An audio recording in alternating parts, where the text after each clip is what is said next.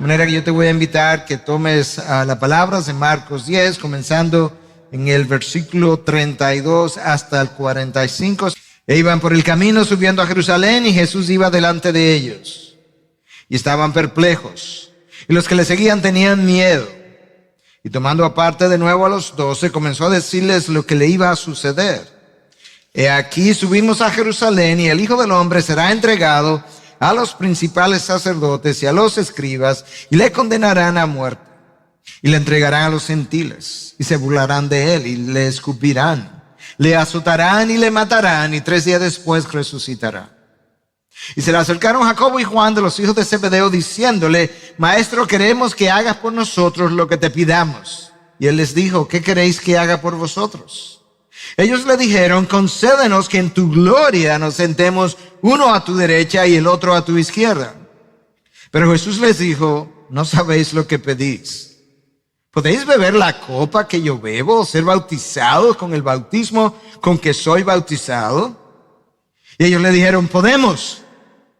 Y Jesús les dijo: la copa que yo bebo beberéis, y seréis bautizados con el bautismo con que yo soy bautizado, pero el que os sentéis a mi derecha o a mi izquierda no es mío el conocerlo, sino que es para quienes ha sido preparado.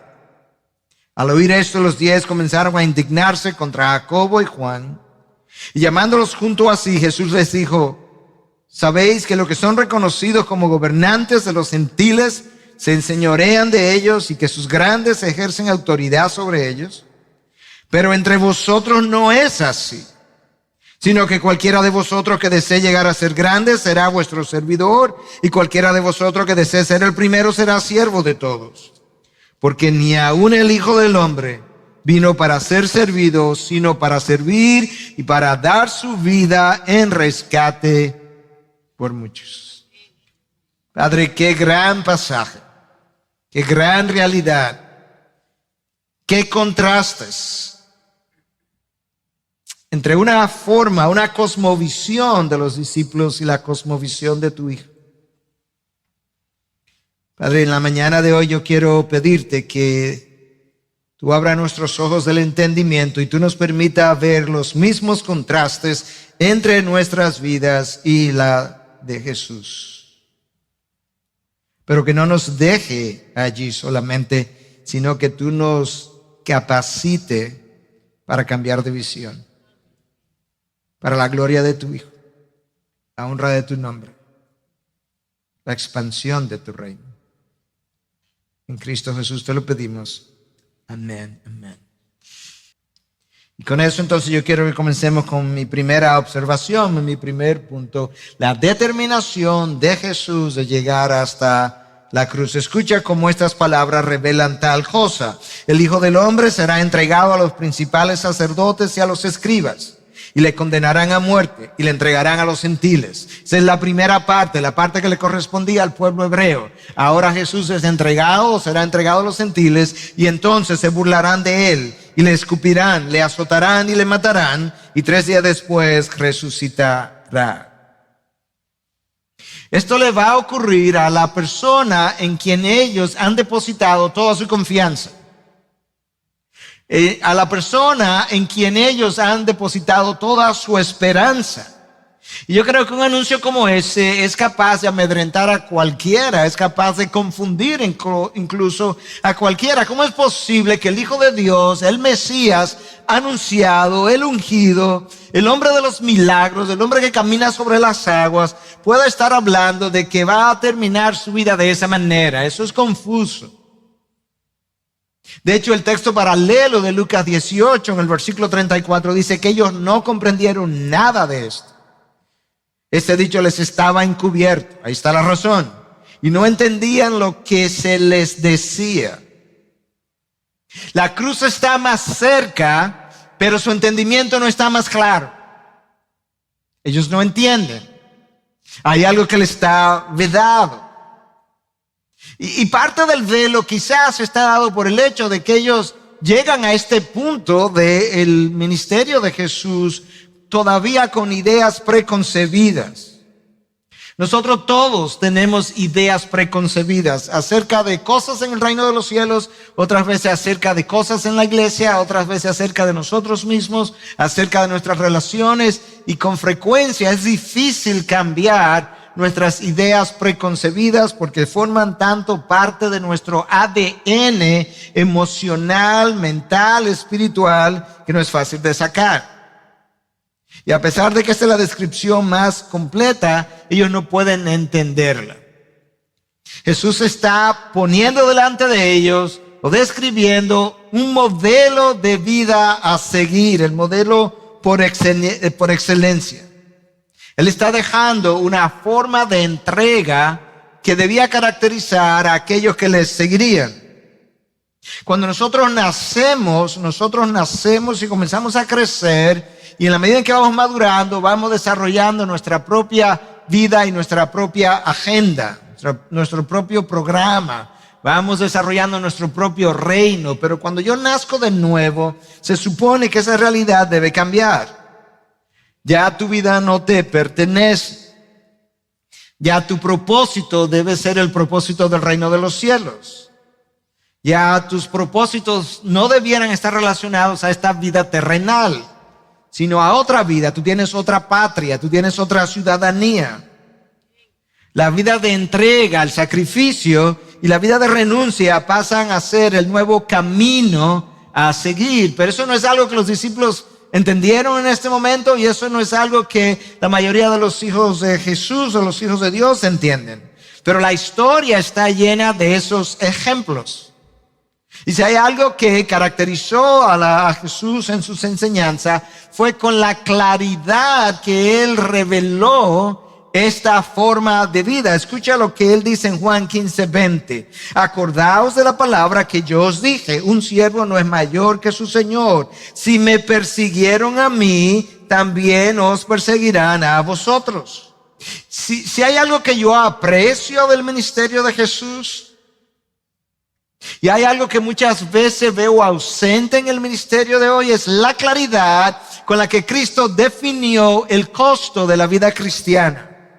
Me persiguieron a mí, claro que os perseguirán a vosotros. Vosotros sois mis discípulos, yo soy el Señor. Un discípulo no es mayor que su Señor. Claro que lo harán. Y es por eso que en ocasiones hemos dicho que si la vida cristiana no me está costando algo y algo significativo, tengo que pausar, detenerme y preguntarme, ¿estoy yo viviendo la vida cristiana? Un autor de nombre A.B. Bruce, en un libro escrito al final de los años de 1800 llamado The Training of the 12, o el entrenamiento de los 12, dice que la aflicción es educación para el cielo. La aflicción es educación para el cielo. Y si hay algo que lamentablemente el predicador de hoy hace con frecuencia, es minimizar el costo de la vida cristiana, tratando de evitar que los discípulos se vayan. El joven rico de mi último mensaje se acerca a Jesús, le dice: Jesús, yo he cumplido todos los mandamientos. Hablamos del 5, el 6, el 7, el 8 y el 9. Y Jesús le dice: un momentito, eso no es suficiente. No es suficiente. ¿Qué tengo que hacer? Bueno, en tu caso, ve y vende todo lo que tú tienes, dalo a los pobres, y luego tú regresa y me sigues. Así no, Jesús. En otra ocasión, alguien quería seguir a Jesús, le dice: pero maestro, permíteme enterrar a mi padre primero. Y Jesús le dice: deja que los muertos entierren a sus muertos. Excusas. Enterrar a mi padre equivaldría: mi padre todavía está vivo, yo voy a trabajar con él, por él, cuando él se muera yo lo entierre, luego yo te sigo. Era una expresión de la época.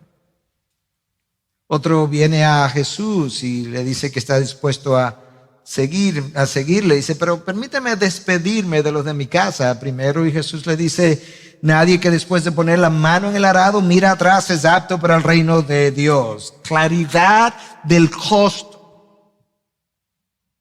Y ahora esto es lo que Jesús está describiendo para ellos. Yo soy su maestro.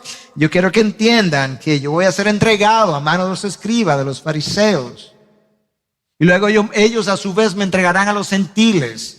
Y los gentiles entonces me azotarán, me escupirán y se burlarán de mí. Y me matarán incluso, pero yo voy a resucitar. Le van a hacer eso a su maestro. La determinación de Jesús para llegar hasta la cruz. Quizás ahora avanzando con paso rápido. Esa era nuestra primera observación. En segundo lugar, quiero que notes el descaro egocéntrico de dos de sus principales apóstoles.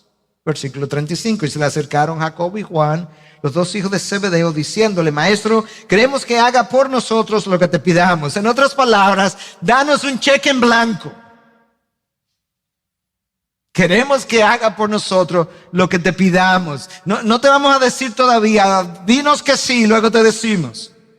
No sé si algunos de sus hijos han hecho eso, pero yo he oído a algunos hijos decir, bueno, a mí me han dicho algunos sobrinos: tío, ¿tú podrías hacerme un favor? Bueno, dime. No, pero dime que sí primero. Bueno, no te puedo decir que sí porque no sé si lo puedo hacer. Ellos vienen donde Jesús le dice: queremos que hagas por nosotros lo que te pidamos. Jesús acaba de hacer uno de los pronunciamientos más serios, más sobrios que jamás haya podido salir de sus labios, e inmediatamente después del anuncio de su muerte, ellos vienen y le piden a Jesús algo como esto. Ellos no quieren oír lo que Jesús tiene que decir de su dolor y sufrimiento, y es por eso ellos están más interesados en sus privilegios. Por eso yo titulé este mensaje: ¿te sirves a ti mismo o sirves a su causa? Pero no ambas. El anuncio de la muerte de Jesús a Juan y a Jacobo le entró por un oído y le salió por el otro. Yo no sé qué quizá hubiésemos pensado de haber estado allí, quizá hubiésemos tenido ideas similares. Ellos se acercaron a Jesús con una idea en mente, y mientras Jesús hablaba de su muerte, ellos estaban repitiendo la idea y la pregunta. Probablemente así somos nosotros.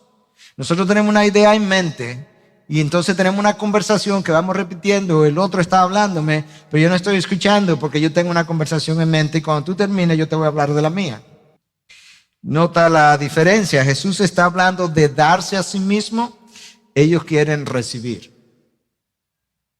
Jesús está hablando de morir en una condición de debilidad, ellos quieren poder. Jesús le está comunicando que Él va a morir como el que ocupa el último lugar, porque esa era la muerte en una cruz, es la peor muerte posible, concebible en aquella ocasión. Ellos quieren ocupar los primeros lugares. Jesús le está hablando de una muerte que será deshonrosa, ellos quieren honor y gloria. Jesús pudo haberlo ajusticiado ahí mismo con tal petición, pero le dice, como buen judío, otra vez le hace una pregunta: ¿qué es lo que quieren? Oh, maestro, nada, no es mucho.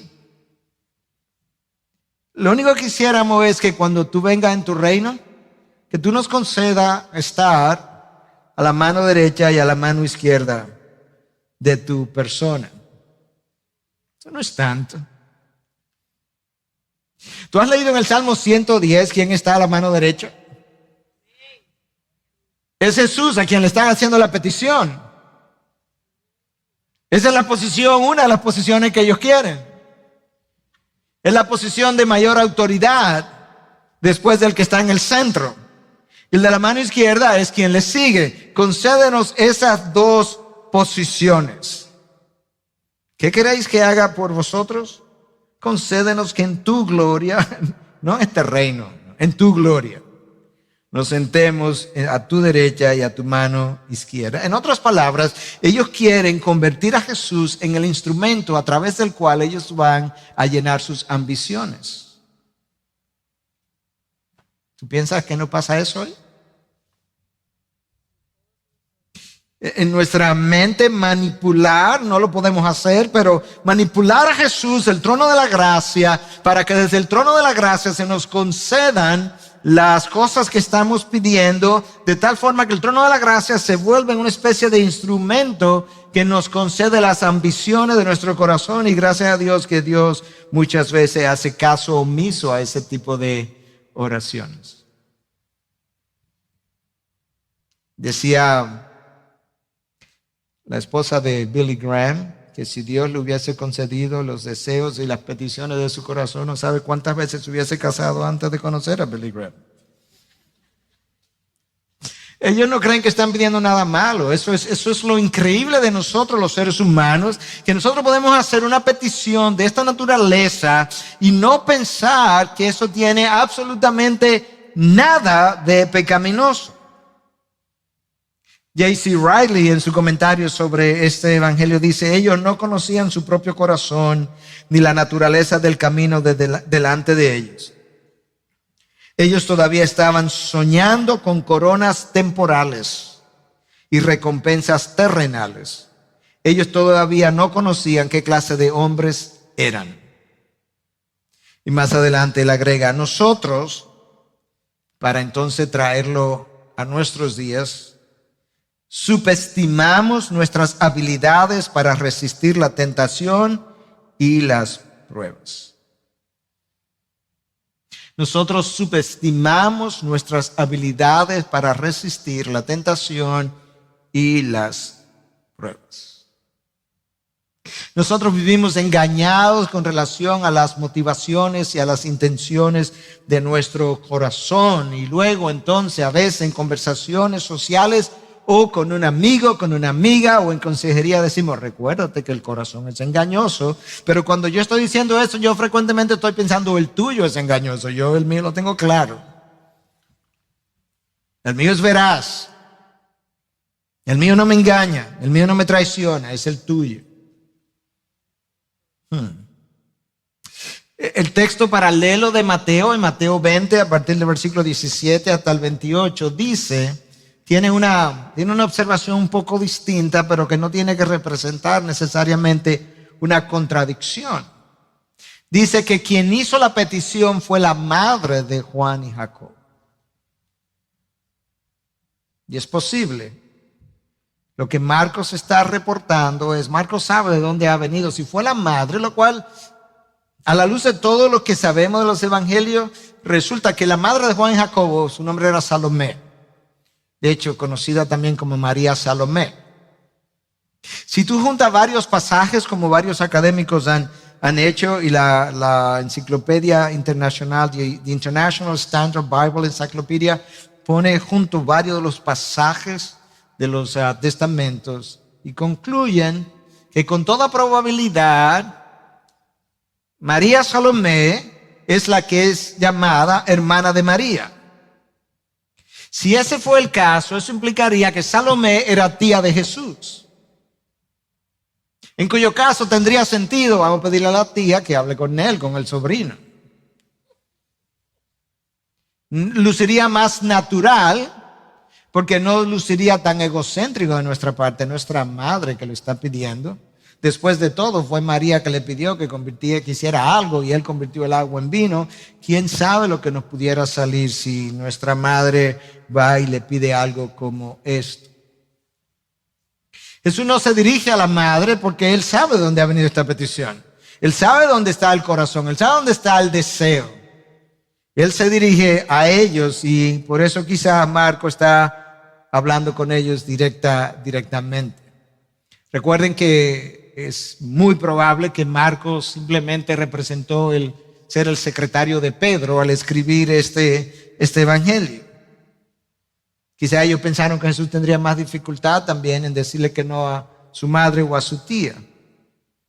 Pero yo creo que vale la pena pausar aquí un momento para ir exponiendo y a la vez aplicando el texto a lo largo del camino, que nos preguntemos qué es lo que motiva al hombre, al ser humano, a desear, a aspirar poder, posición, prestigio, fama, reconocimiento, honor, gloria.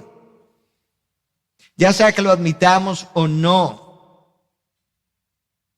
Al final del camino no es más que nuestras inseguridades Aquellas cosas que muchas veces nos hicieron sentir inferior o nos hicieron sentir no aprobados o rechazados. Y pensamos que a través de la escalera del éxito, de los logros, del ascenso, nosotros podremos en un futuro entonces ser mejor valorados por los demás o por la cultura o por el medio o por mi jefe o mi esposo o mi esposa, y que de esa manera entonces yo me voy a sentir menos, no me voy a sentir inferior o rechazado o no aprobado. Esas cosas no se piensan con esos términos, pero el corazón sabe razones que la razón no sabe. Ahora, al final del camino, la raíz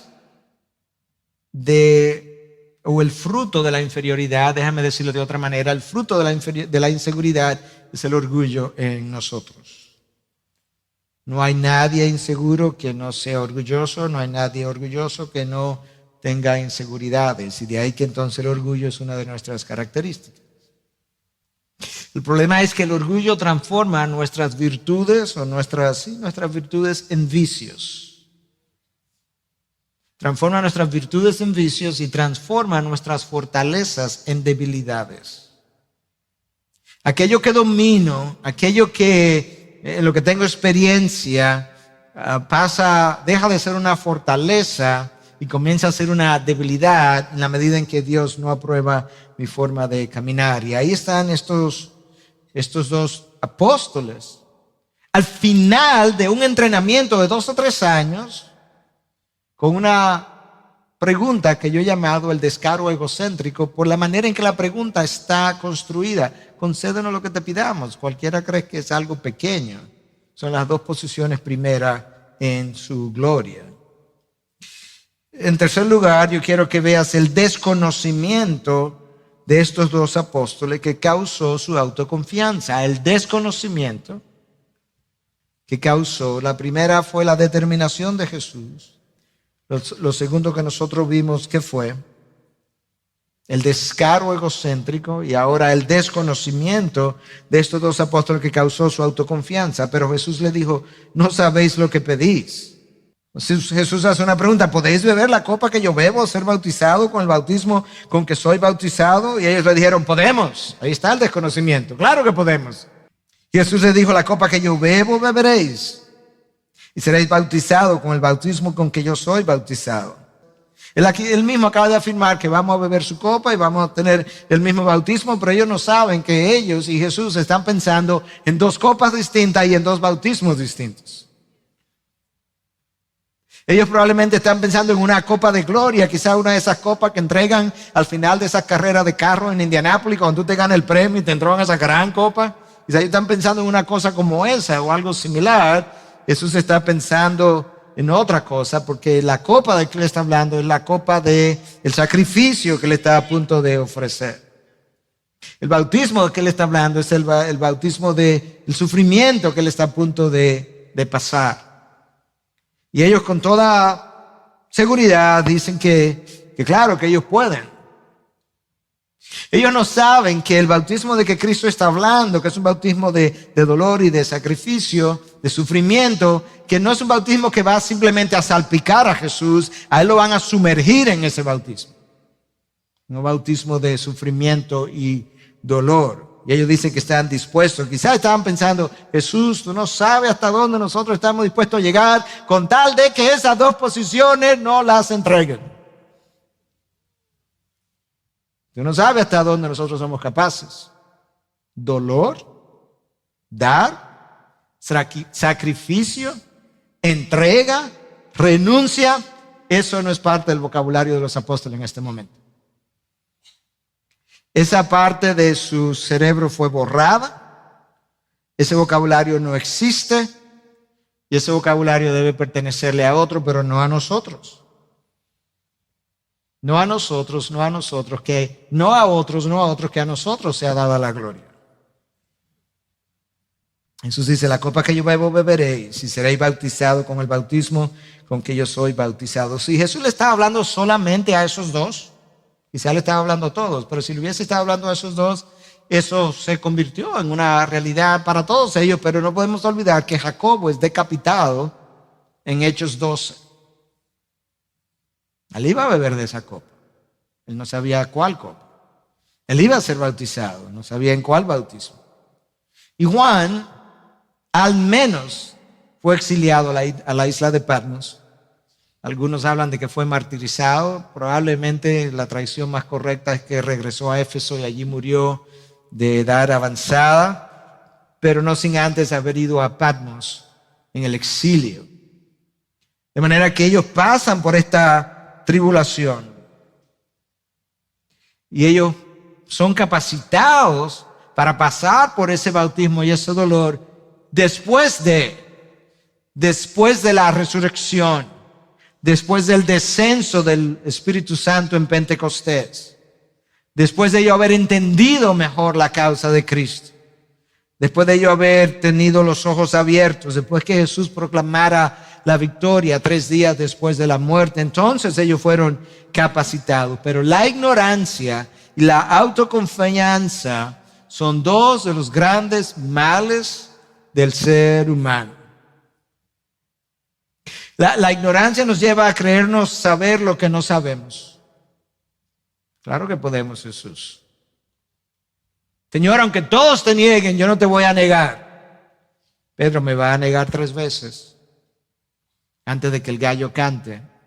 En su ignorancia, Pedro no creía que él sería capaz de una cosa semejante. La ignorancia nos lleva a pensar que tenemos poder para hacer aquello que nosotros no podemos. Tenemos la capacidad.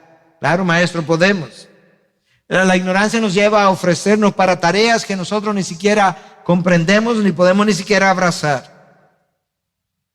Jesús le dice, ustedes están equivocados, ustedes están en la ignorancia, van a pasar por el sacrificio, van a probar de la copa, pero ustedes ni siquiera saben de qué yo estoy hablando.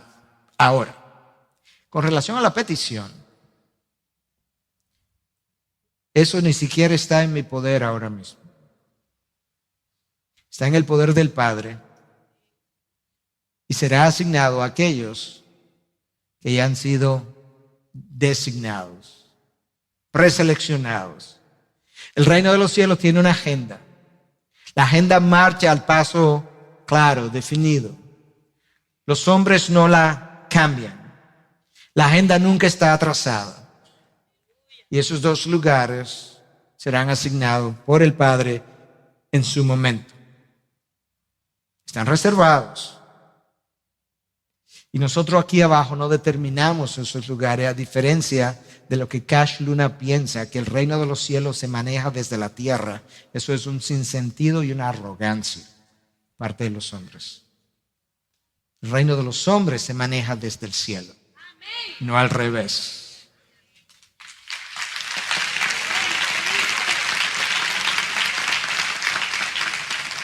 En cuarto lugar, yo quiero que notes el deseo de poder del resto del grupo, motivado por su orgullo.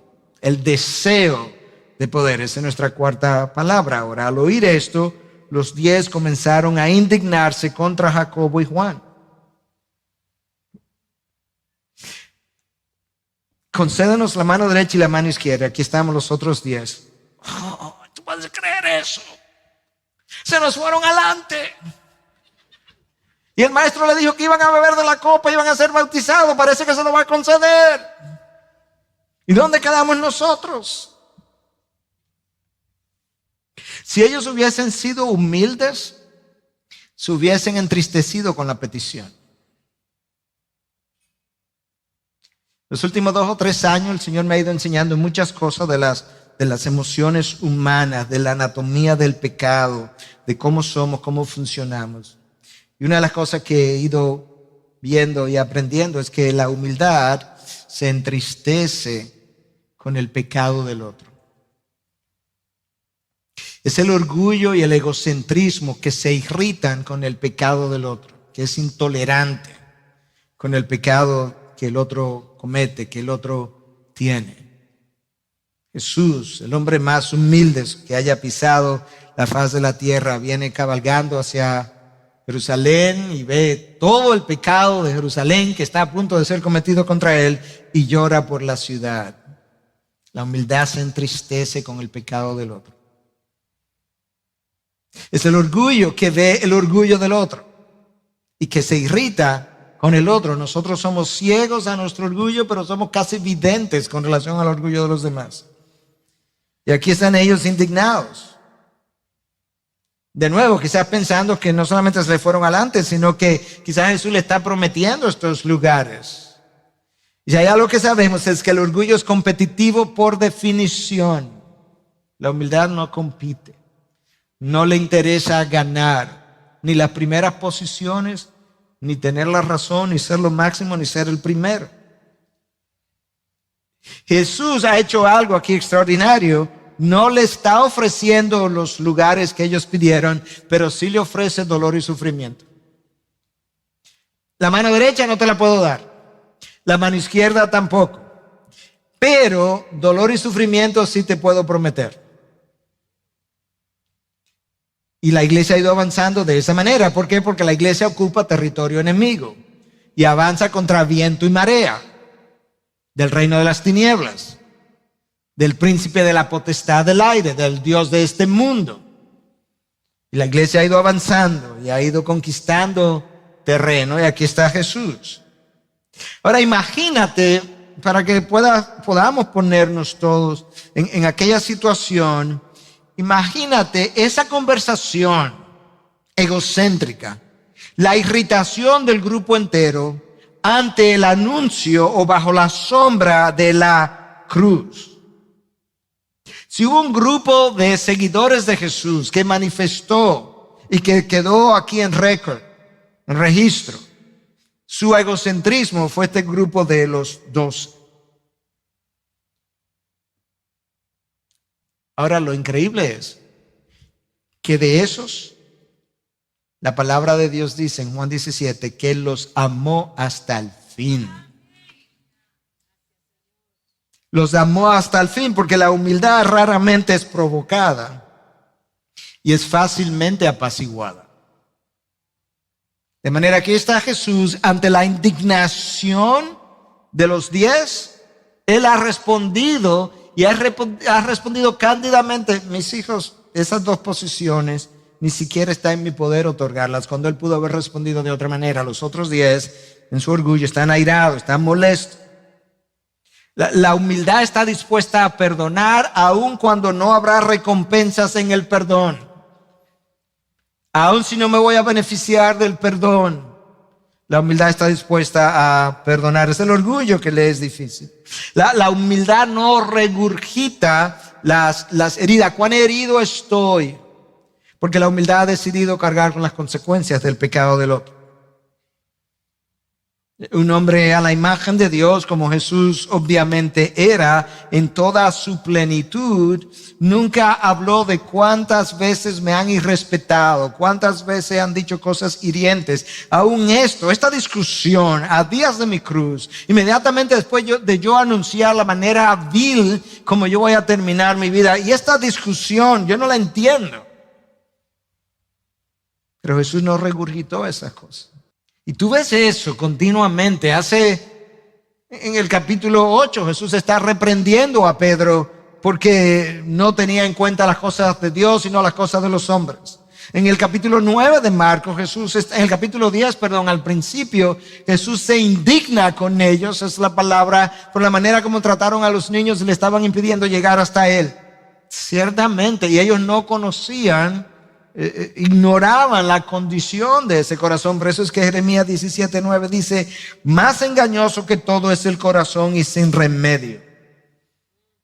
Y sin remedio. Jesús tiene casi 3 años con ellos, hablándole de cómo vivir, cómo ser, cómo comportarse, cómo caminar, cómo camina un hombre tallado por Dios, y ellos no han comprendido, y sin remedio es ese corazón.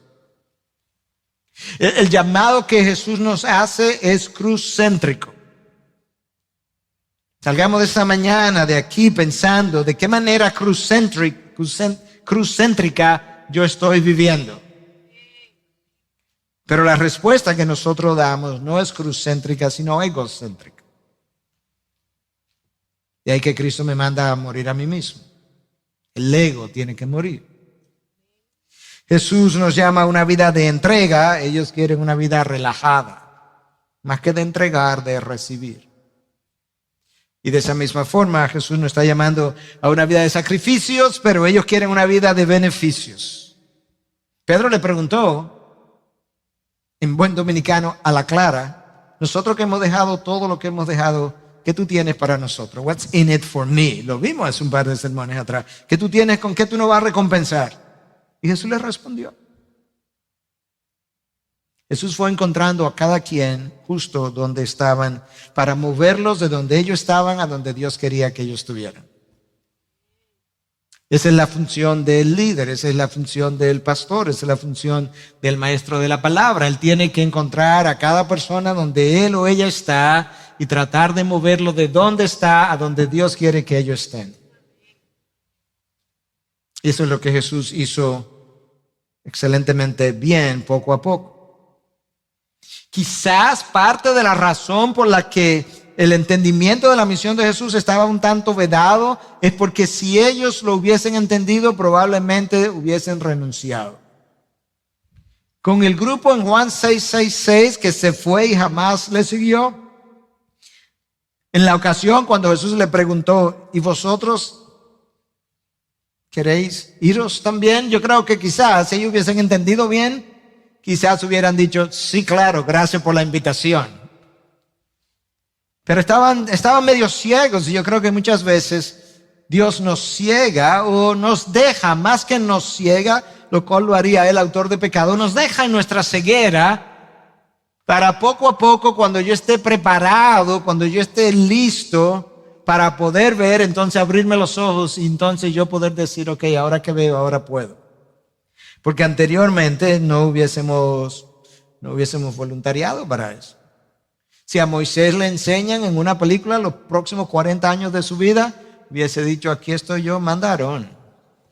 O a cualquier otro, menos a mí. Dios no los engañó.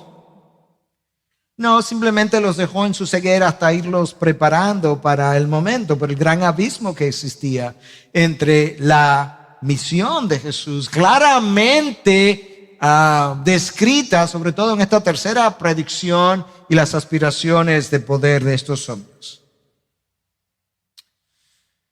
En quinto lugar, nota la disparidad entre los valores del reino de los cielos y los valores del reino de los hombres.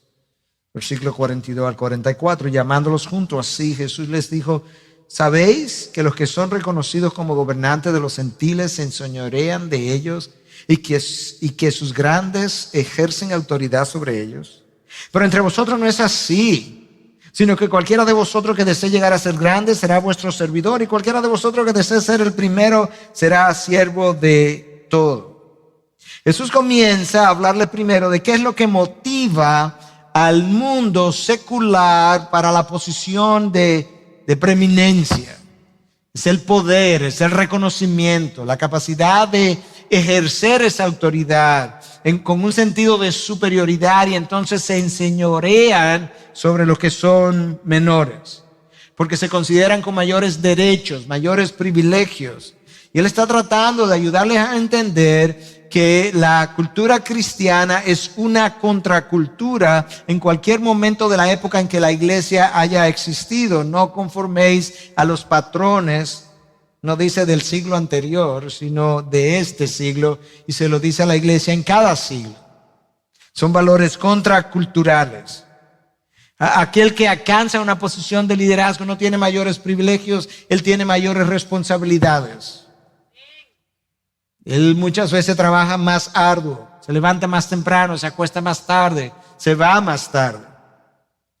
Eso es parte de Jesús. Va camino a Jerusalén, Él va adelante. El texto de hoy dice que Él iba adelante, los iba guiando como buen pastor, como buen líder. Va adelante, va caminando, va trazando el camino. Los discípulos poco a poco, sin darse cuenta, están descubriendo una forma distinta de vida, una cosmovisión diferente. Están de hecho poco a poco descubriendo a un Jesús distinto del Jesús que ellos se habían imaginado. Ellos están a punto de descubrir en unos días, cuando vean al Hijo de Dios, el Dios encarnado, al hombre que caminó sobre las aguas, que calmó la tempestad, que sanó ciegos, que sanó lepra, que paró muertos. Ellos están a punto de ver a ese mismo hombre clavado en un madero, teniendo todo el poder y restringiendo su poder para su beneficio, para beneficio propio. Esa es la humildad. Ese es el verdadero poder. Consiste en la restricción del poder cuando éste tiene que ver con beneficios personales y no el ejercicio del mismo. Convierte estas piedras en pan. Yo tengo el poder, pero rehúso usarlo. Bájate de esa cruz. Yo tengo el poder, pero rehúso usarlo. Y así sucesivamente. Yo creo que esta es una gran lección para nosotros en la manera en que ahora somos confrontados, con la manera como el mundo sirve, la manera como yo estoy supuesto a servir. Y yo tengo que clarificar algunas cosas porque es más fácil hablar de servicio que servir. Es más fácil hablar de misiones que ir de misionero. Es más fácil hablar de las necesidades de las misiones o es más fácil dar un cheque y hablar de las necesidades de los misioneros que ir a pasar las necesidades. Es más fácil hacer un servicio que mantener una actitud de servicio de manera más o menos consistente. A veces es fácil, gratificante, motivador servirle a los que están por encima. El presidente te llamó, pero no tan motivador cuando se trata de servirle a los que están por debajo. En un caso hay servicio, en el otro caso hay un corazón de siervo. Una cosa es servir y otra cosa es amar a quienes tú les sirves. Jesús le amó hasta el fin. ¿Sabes qué, hermano? Que muchas veces nosotros servimos porque nos sentimos realizados e importantes al servir y eso mismo tiende a apaciguar nuestra conciencia. Pecamos aquí, servimos allí, este servicio cancela este pecado. Piensa el corazón. Claro, no con esas palabras, pero me siento mal hoy, entonces hago esto para Dios y me siento bien hoy, porque, claro, yo fui tan malo ayer, necesito hacer algo bueno hoy. Y eso se llama fariseísmo. Una cosa es servir y otra cosa es amar a quienes tú les sirves. ¿Y sabes cuándo tú ves la diferencia? Cuando aquellos a quienes tú les sirves no llenan tus expectativas en la manera como reaccionas. Si te alejas, tú simplemente estabas rindiendo un servicio. Si permaneces, como dirían en inglés, put, en el mismo lugar, entonces amas a quienes les sirven. El siervo permanece sirviendo. El que hace un servicio se aleja, porque sus expectativas al final no fueron llenadas. ¿Te das cuenta de cuán contracultural es la ética del reino? Y Jesús no le está enseñando simplemente un sistema de ética, Jesús le está enseñando un estilo de vida. Una forma de pensar, de vivir, de liderar, de servir, de descender y convertirse en siervo. Y Jesús le dice, mira, te lo voy a resumir. ¿Tú quieres ser el primero? Ponte atrás.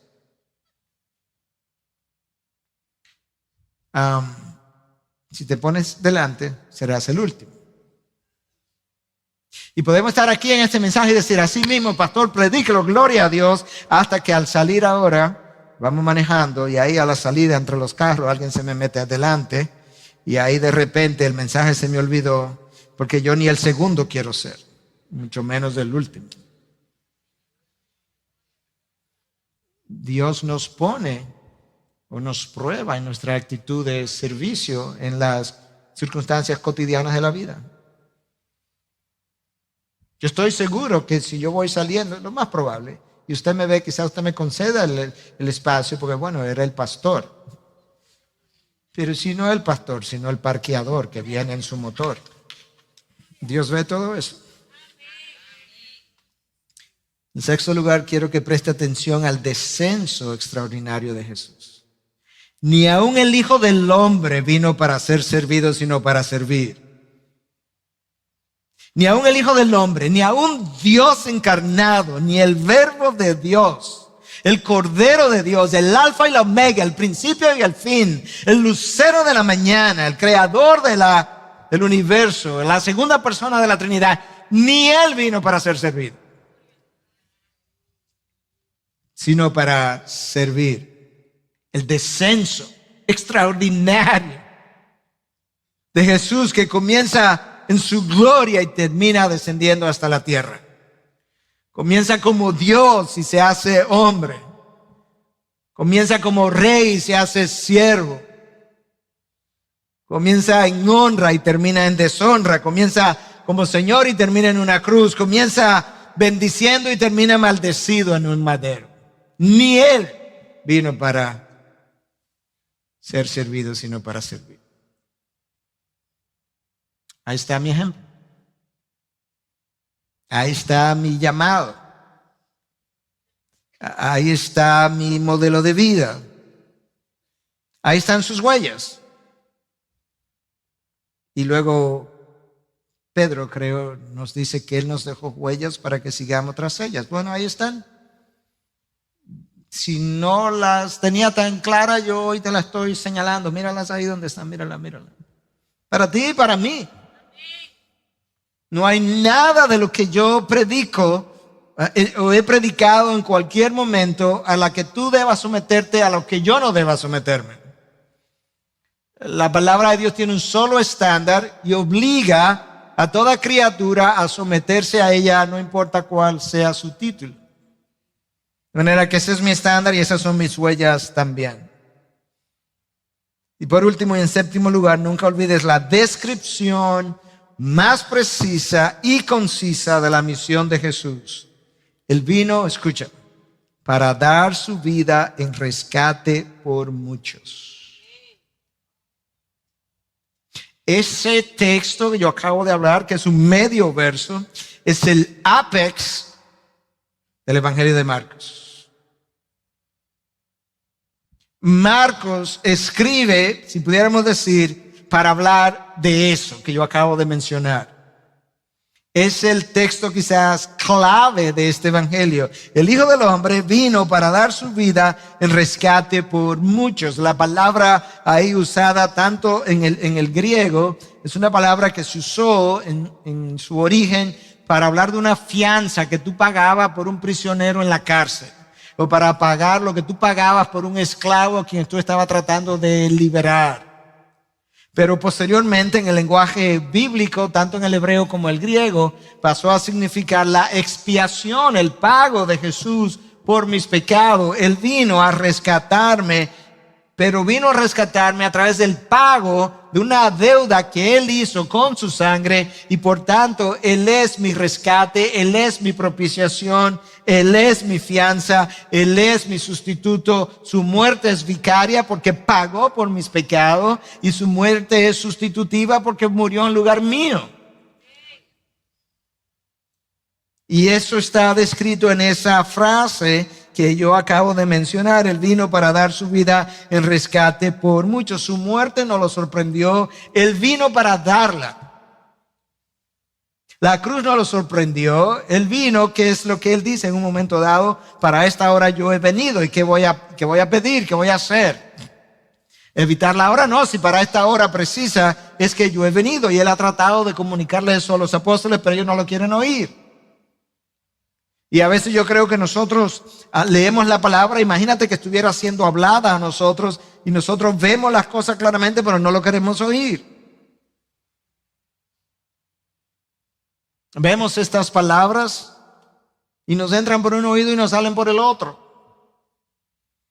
Porque somos como ellos, tenemos sus corazones, tenemos sus expectativas, tenemos nuestro egocentrismo, tenemos nuestras arrogancias, tenemos nuestras ideas preconcebidas, tenemos nuestras cegueras, tenemos nuestros orgullos, tenemos nuestras aspiraciones. ¿Sí o no? Si no fuera así, este texto no tuviera ninguna relevancia en el día de hoy. Si esto nada más solamente fue para ellos, pues no valdría la pena predicar. Pero después que Jesús termina de tener esta conversación, Él como que lo resume todo cuando dice precisamente, yo vine para dar mi vida. A mí no, en un sentido, a mí no me están matando. Yo voy a entregar mi vida. Y la voy a entregar con un propósito preciso. Esto no es una vida que va a ser desperdiciada. Yo voy a entregarla por un rescate. Un rescate de aquellos que el Padre desde la eternidad pasada me ha dado. Y por eso yo voy a la cruz.